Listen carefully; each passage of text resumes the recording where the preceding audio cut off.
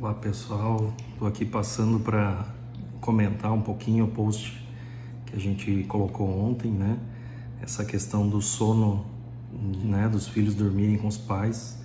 Isso é um ponto bem delicado e que muitos pais passam por essa dificuldade, mas eu achei importante falar nesse assunto porque é algo que, se a gente sabe o porquê da importância dele, transmite e dá mais segurança para os adultos para colocarem isso em prática, né? Então é um fator que vai interferir de alguma forma, né? Quanto mais tempo demorar, pior, né? Para ser feito, mais vai influenciando, tanto atrapalhando a qualidade de sono da criança, né? Quanto a criança, né, dormindo no quarto dos pais, ela vai começar, só pela presença dela, ela já vai interferindo, né, no relacionamento dos pais, né?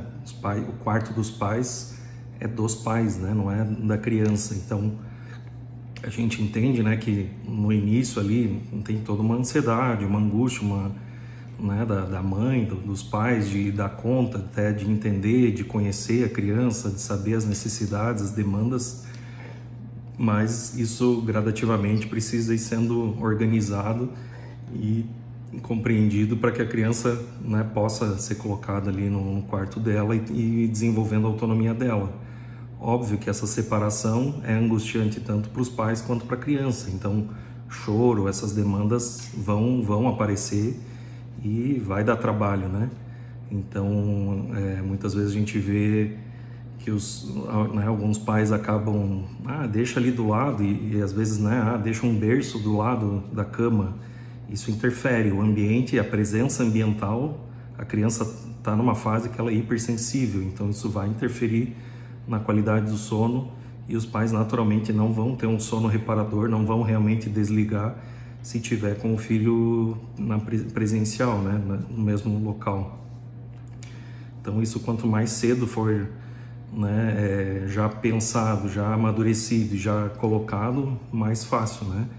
Crianças que demoram muito para, né, que isso não acontece, a gente vê direto, né, crianças, né, pacientes nossos que criança, né, 8, 9, 10, 12 anos está dormindo no quarto junto.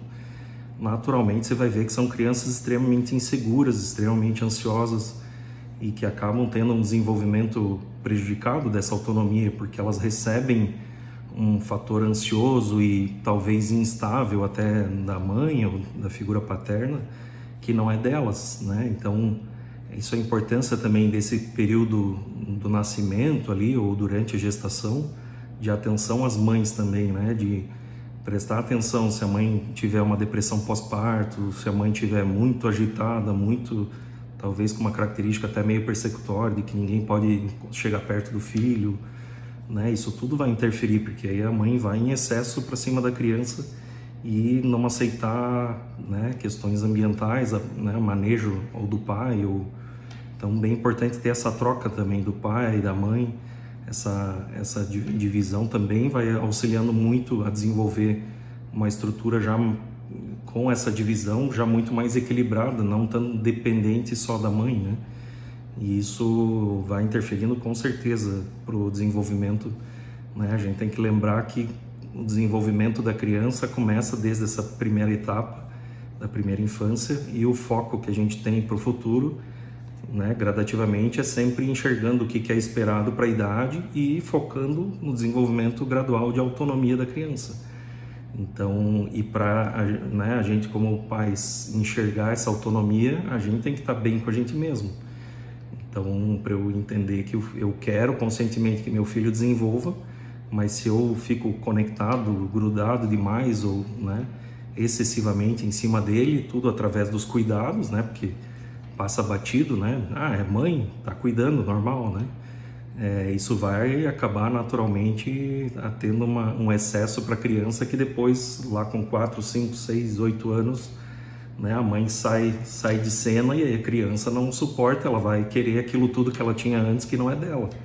Então vai ter muita demanda ali que vai ter que ser trabalhada e com grande chance já um quadro ansioso, quadros depressivos ou de instabilidade. Então são fatores que, se a gente vir pensando precocemente, já durante a gestação, os pais já irem amadurecendo a ideia e pensarem que isso existe e que isso vai ser necessário, já fica muito mais seguro e muito mais tranquilo para todos de casa, para já tomar essa decisão e fazer isso da forma mais tranquila, né?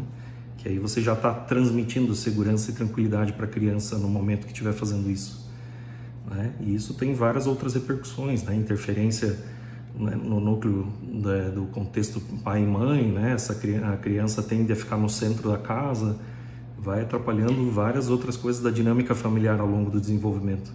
Então, bem importante prestar atenção, que é um fator, parece bem simples, básico, né?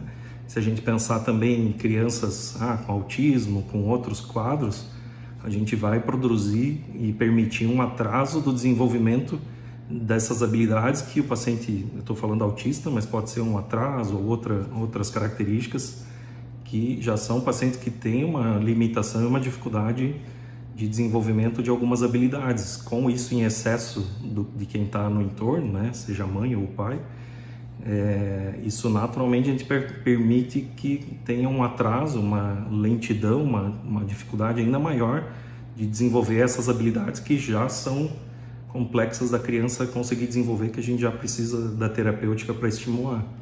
Então é um fator externo que está produzindo um atraso do desenvolvimento emocional. Entende? Então são vários detalhes que a gente tem que prestar atenção, não é uma coisa fácil, né?